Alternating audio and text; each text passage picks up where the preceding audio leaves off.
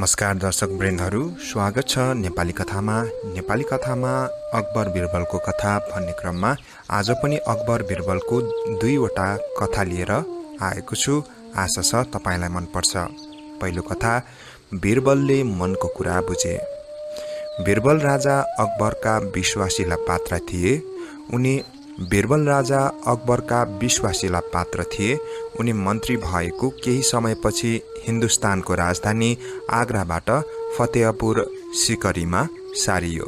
आगरा शहरबाट करिब 20 किलोमिटर टाढा रहेको फतेहपुरमा विशाल राजमहलको निर्माणसँगै बिरबलको लागि पनि भव्य भवन बनाइयो। तर अन्य दरबारियाको लागि आवासको कुनै व्यवस्था गरिएन। राजाको यस्तो पक्षपातपूर्ण व्यवहारबाट बिरबलका विरोधीहरू रुष्ट भई आफूमाथि गरिएको अपमानको बदला लिने ताकमा लागे। एक दिन राज्य सम्बन्धी सबै काम सकी दरबारियाहरू आपसमा गफ गर्दै थिए। त्यस दिन बिरबल सभामा अनुपस्थित थिए। त्यस्तैमा ख्यालखालमै बिरबलले भनेको कुरा युसुफ खानले सम्झे। बिरबल नभएको मौका पारेर युसुफ खानले राजा समक्ष बिन्ती गरे, महाराज, हाम्रा विद्वान मन्त्री बिरबल अत्यन्त चलाक छन्। यस कुराले हामी सबै खुसी छौं। यो त थाहा भएकै कुरा हो। तिमी के भन्न खोज्दैछौ? त्यो कुरा भन न। राजाको कुरा सुनेर युसुफ खानले भने, सरकार, बिरबलमा अर्काको मनको कुरा बुझ्न सक्ने क्षमता पनि छ। यो कुरा स्वयं उनले मसँग भनेका थिए। के यो कुरा सत्य हो? राजाले जिज्ञासा व्यक्त गरेपछि युसुफ खानले सुझाव दिँदै भने, सरकार, एकपटक परीक्षा नै लिने हो कि? अर्को दिन पनि सदाझैं सबैजना राजसभाको बैठकको काम कारबाही पूरा गरी गफ गर्दै थिए। बिरबल पनि आफ्नो स्थानमा बसेर कुराकानीमा व्यस्त थिए। यतिकैमा अघिल्लो दिन युसुफ खानले भनेको कुरा राजाले सम्झे। उनले बिरबललाई सम्बोधन गर्दै भने, के छ बिरबल, तिमी विद्वान र चलाक छौ भन्ने कुरा त थाहा थियो। अरूको मनभित्रको कुरा पनि सजिलै बुझ्न सक्छौ रे। यो कुरा भने थाहा थिएन। के यो कुरा सत्य हो? बिरबल जस्तो सुकै ठुलो समस्यालाई पनि सामान्य रूपमा लिन्थे। उनले तुरुन्तै जवाफ दिए, सत्य हो महाराज। हजुरबाट आज्ञा हुन्छ भने म अहिले नै प्रमाणित गरिदिन सक्छु। राजाले मुस्कुराउँदै अनुमति दिए। राजाको अनुमति पाएपछि बिरबलले एकपटक सबै दरबारीतिर आँखा लगाए। उनका आँखा युसुफ खानमा गएर टक्क अडिए अनि आफ्नो आसनबाट जुरुक्क उठेर भने, महाराज, हजुर यस ब्रह्माण्डका राजाहरूमा एकमात्र योग्य र कुशल राजा हुनुहुन्छ। आफ्ना नागरिकको सुख, शान्ति र कल्याणको निमित्त हर हमेशा मरिमेट्नुहुन्छ।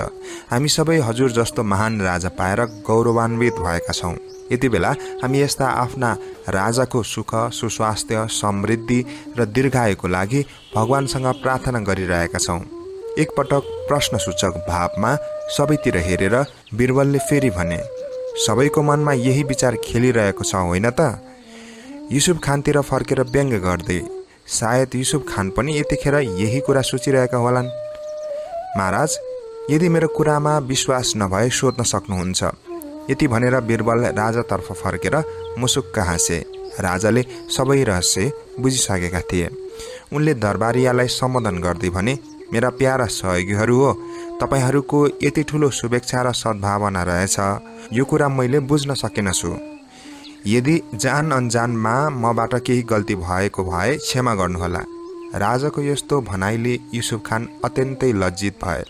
आफ्नो आसनबाट उठेर हात जोड्दै उनले भने, महाराज, हजुर जस्तो आफ्नो नागरिकलाई माया गर्ने प्यारा राजाको विषयमा हामी अरू के नै सोच्न सक्छौँ र? बिरबलले ठिक भने। यतिखेर हाम्रो मनमा यही विचार खेलिरहेको छ। युसुफ खानको कुरा सुनेर राजा मुसुक्क हाँस्दै बिरबललाई हेरे। बिरबलले पनि हाँसेर राजालाई अभिवादन गरे। उता युसुफ खान लगायत बिरबलका विरोधीहरू यसपटक पनि हार खानु परेकोमा लज्जित भए। त्यसै गरी अकबर बिरबलको अर्को कथा रहेको छ, बिरबललाई चुनौती। बुद्धि, जुक्ति र तार्किक शक्तिको कारण बिरबलको ख्याति देश विदेश सबैतिर फैलिएको थियो। कतिपय मानिसहरू बिरबलको प्रतिभाको ईर्ष्या गर्दथे। कसैले त उनलाई बेवकुफ बनाउन अनेक प्रयास पनि गर्थे, तर आफै बेकुफ हुन्थे। एक दिन राजसभा चलिरहेको थियो। ठिक त्यही समयमा एकजना ब्राह्मण त्यहाँ प्रवेश गरे। उनी 7 भाषाका ज्ञाता थिए। सातवटै भाषामा धारा प्रभाव भाषण गर्न र कुरा गर्न सक्थे।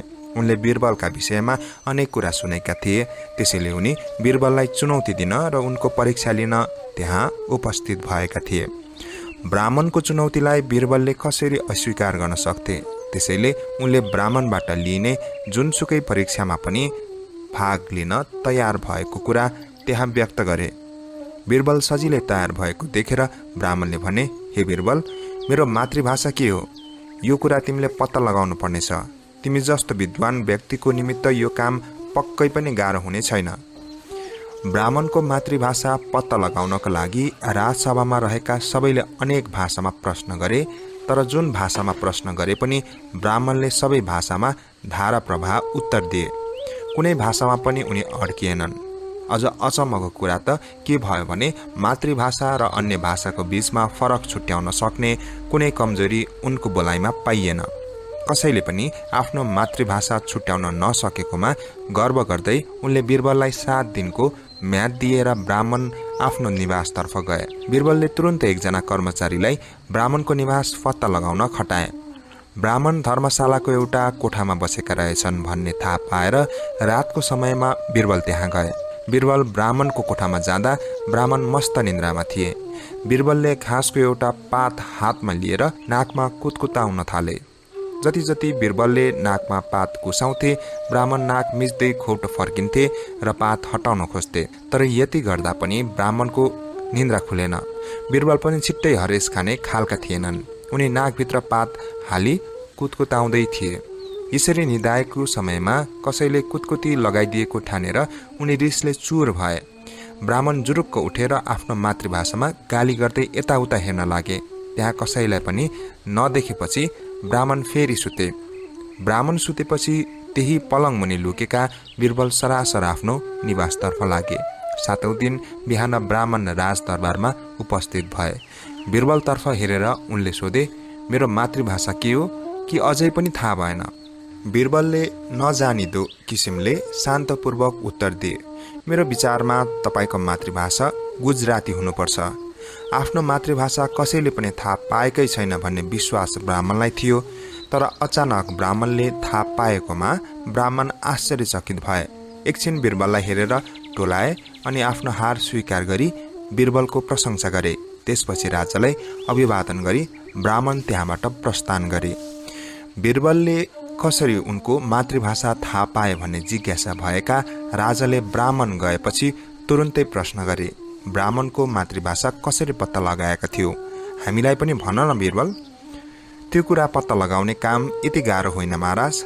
जब हामी सबैलाई अत्याधिक रिस उठ्छ, हामीमाथि ठुलो दुःख आइपर्छ अथवा हामीलाई निन्द्राबाट जोगाउने प्रयास गरिन्छ, यतिखेर हामी सबै मातृभाषा नै बोल्छौँ। त्यसैले ब्राह्मणको मातृभाषा पत्ता लगाउन मलाई त्यति गाह्रो भएन।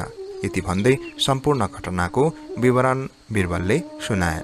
केही समयसम्म आश्चर्य मानेर टोलाइरहेका राजा बिरबलको तीक्ष्ण बुद्धिको कारण केवल उनको मात्र नभएर आग्रा दरबारकै इज्जत पनि बढेकोमा गर्वले हाँसे।